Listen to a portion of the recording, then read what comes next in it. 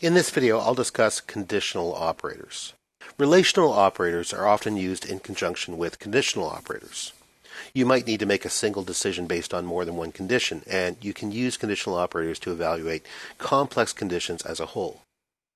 This table lists the common conditional operators in Java: double ampersand for logical AND, double pipe for logical OR, and an exclamation mark for logical NOT. All the examples in the table yield a Boolean result of false. In the top example, I equals 2 and j equals 8. The test checks to see if I is less than 1 and j is greater than 6, using the double ampersand for the AND comparison. Only one of those conditions is true, and because logical AND requires that both be true, the result is false. The ternary operator is a conditional operator that takes three operands.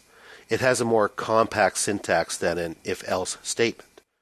A good reason to use the ternary operator instead of an if-else statement is that it can make code shorter. The basic logic is, if a condition is true, assign it one value, and if it's false, assign it another value. The syntax is condition ? And then the two values separated by a colon.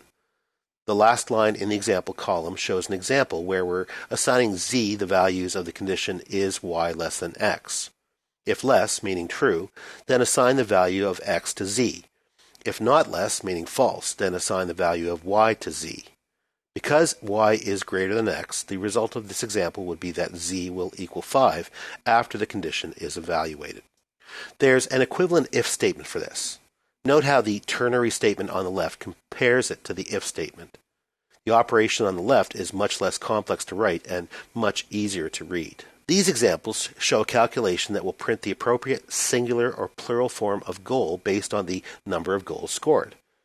The obvious advantage of the ternary operator is that it can fit on a single line, as we can see in the top example.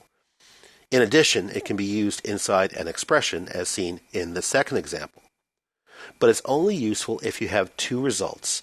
So if you need more than two, you'll have to resort to other methods such as switch or if-else statements.